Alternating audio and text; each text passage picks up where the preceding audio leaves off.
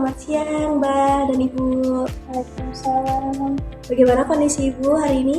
Alhamdulillah baik sih, tapi badan saya masih terasa sedikit lemas. Oke, nggak apa-apa Ibu. Mungkin emang agak sedikit lemas ya, karena kan Ibu baru saja sadar. Yang penting ya Ibu sadar dengan keadaan yang kondisi yang baik gitu ya. Nah, kebetulan Ibu sudah sadar. Di sini saya berencana untuk mengajak Ibu dan juga anak Ibu untuk berbincang dan berbicara sedikit gitu ya mengenai kondisi Ibu saat ini. Bagaimana Ibu dan Mbak, apakah bersedia? Ya sus, saya juga merasa bingung dengan kondisi ibu saya karena sebelumnya ibu saya hanya mengeluh mudah haus sama suka mual. Oke, nggak apa-apa. Nah, untuk itu di sini kita akan berbincang gitu ya mengenai kondisi dan gejala yang dialami Ibu, karena itu adalah gejala yang sangat umum sebetulnya ya. Banyak orang juga yang tidak mengetahui lebih awal mengenai gejala ini, karena ini merupakan salah satu gejala dari gula darah yang tinggi.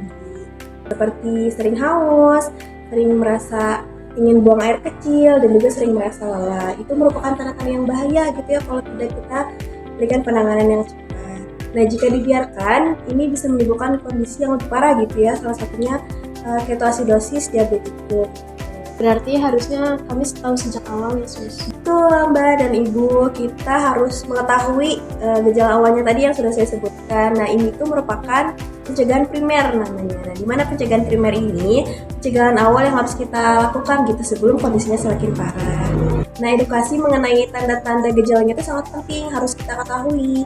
Nah, biasanya rumah sakit itu selalu mengadakan edukasi gitu ya ke puskesmas dan juga ke komunitas. Saya juga punya kencing manis sus, berarti saya harus lebih hati-hati ya. Betul sekali Ibu dan Mbak ya, kita harus tahu gejalanya seperti apa, dan kita juga harus rutin untuk cek gula darah tentunya, dan jangan malu untuk berkonsultasi. Nah, selain pencegahan primer yang tadi, ada juga beberapa hal yang mungkin Ibu dan anak Ibu mungkinnya dan keluarga di rumah bisa lakukan. Salah satunya yang pertama yaitu tadi kita harus rutin mengecek gula darah. Jika terasa cepat lelah ya atau pengen cepat kencing gitu ya, pengen kencing terus nafas terasa berat, langsung segera periksakan ke puskesmas atau rumah sakit terdekat. Jangan nunggu hingga tidak sadar gitu ya, nunggu lebih parah baru dibawa ke rumah sakit. Nah, jangan seperti itu. Saya kira ibu saya kecapean itu karena memang kerja terus-menerus. Mbak dan Ibu, itulah pentingnya kita untuk mengetahui suatu gejala penyakit lebih awal biar tidak terjadi kondisi yang lebih parah lagi seperti yang Ibu alami. Oke Ibu dan Mbak, tadi kan saya sudah menjelaskan mengenai kondisi awal Ibu gitu ya, pencegahan primernya seperti apa. Nah, saya ingin tanya dengan Bu Ratna. Tadi kan Bu Ratna sudah tahu juga ya kalau Bu Ratna ini mengidap penyakit diabetes. Nah, saya mau tanya juga nih ke Ibu dan Mbak ya, kira-kira Ibu di rumah rutin nggak mengonsumsi obat yang sudah diberikan? Mungkin konsultasi ke rumah sakit? Saya terkadang lupa sus karena sibuk kerja, saya kira tidak apa-apa kalau lupa.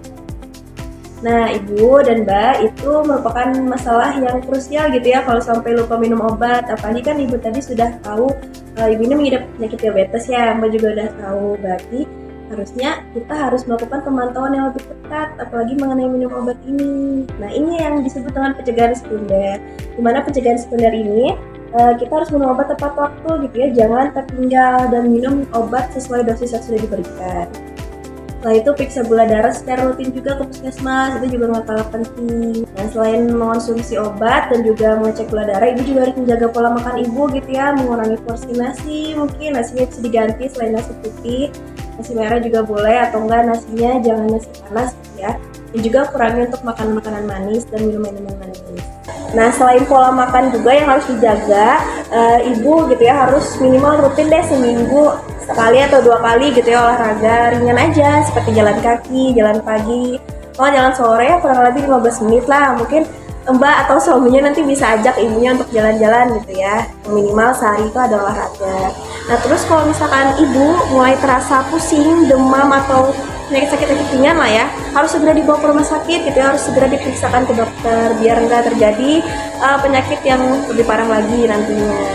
Jadi bukan hanya soal obat ya sus, jadi semuanya juga harus dijaga. Betul, semuanya harus dijaga, mulai dari pola makan, fisiknya juga harus bergerak, karena itu semua berhubungan gitu ya, berkesinambungan. Jadi harus dikontrol semuanya. Mungkin nanti Mbak dan keluarga di rumah bisa bantu ibunya gitu ya, untuk bisa menjalankan hidup sehat.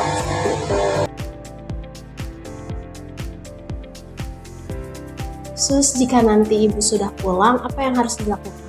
Nah, itu pertanyaan yang bagus sekali ya Mbak dan Ibu, mau diperhatikan juga. Nah, setelah pulang ini mungkin bisa disebut tantangan yang cukup besar gitu ya bagi Mbak, Ibu, dan keluarga di rumah. Karena kita harus menjaga kondisi Ibu untuk tetap sehat gitu ya, agar tidak kembali ke kondisi yang buruk lagi dan tidak merusak organ lain-lainnya seperti jantung dan juga ginjal Ibu. Oke, nah itu tadi yang disebut dengan pencegahan tersier gitu ya, dimana pencegahan tersier ini yaitu tadi kita menjaga kondisi Ibu untuk tetap sehat gitu ya, tidak kembali ke kondisi yang lebih buruk lagi. Nah, ada beberapa langkahnya yang mungkin Ibu dan Mbak serta keluarga di rumah bisa lakukan. Yang pertama adalah Ibu diharapkan untuk tetap minum obat di rumah gitu ya, dan juga suntik insulin sesuai anjuran dokter.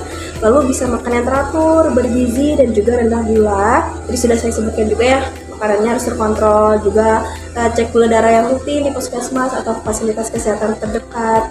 Lalu itu juga olahraga yang ringan aja gitu ya, sesuai kemampuan, seperti tadi jalan santai, mungkin ya jalan pagi ya sekitar 15 menit aja, nggak usah lama-lama.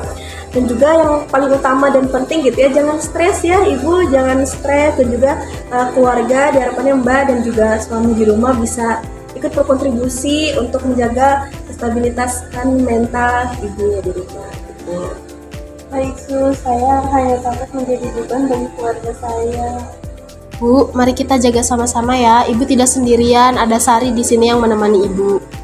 Betul Ibu, penyembuhan itu butuh dukungan dari Sari juga ya, mungkin nih bisa bantu Ibu dan suami di rumah. Nanti Mbak Sari bisa bilang ke keluarga di rumah untuk menjaga kesehatan Ibu di rumah, karena itu tadi tantangannya juga cukup besar gitu. Selalu mengingatkan minum obat, ajak juga ibunya untuk jalan-jalan pagi, sekitar 15 menit aja ya, jangan lama-lama. Atau bahkan bisa membantu menyiapkan makanan-makanan yang sehat untuk Ibu. Baik Sus, saya siap membantu dan juga menemani Ibu. Oke, itu saja mungkin yang ingin saya sampaikan kepada Mbak dan juga Ibu Ratna. Hari ini kita tadi sudah belajar ya mengenai beberapa pencegahan, yaitu pencegahan primer, sekunder, dan juga tersier. Dimana tadi pencegahan primer itu adalah kita cegah sejak awal gitu ya, sebuah gejala dengan mengenali tanda-tandanya. Lalu untuk pencegahan sekunder, tadi ada jaga kesehatan setelah tahu penyakit ini gitu, kita jaga kondisi tubuh ibunya. Lalu yang terakhir ada pencegahan tersier, di mana pencegahan tersier ini kita rawat kembali dengan komitmen yang jangka panjang gitu ya, agar tidak terjadi kekambuhan atau memperburuk kondisi yang lain. Oke, bagaimana? Apakah Ibu dan Mbak sudah paham? Paham. Ada yang ingin ditanyakan sebelumnya? Baik Sus, saya berjanji akan berubah demi keluarga saya. Terus kali ya Ibu, itu merupakan salah satu niat yang sangat luar biasa gitu ya. Suatu perubahan kecil bisa menjadi harapan yang besar. Baik, kalau begitu jika tidak ada yang ingin ditanyakan dan Ibu dan Mbak juga sudah paham, saya izin kembali ke Nurse Station ya. Selamat siang dan selamat istirahat, Bu dan Mbak. Terima kasih Sus. Ya, Assalamualaikum.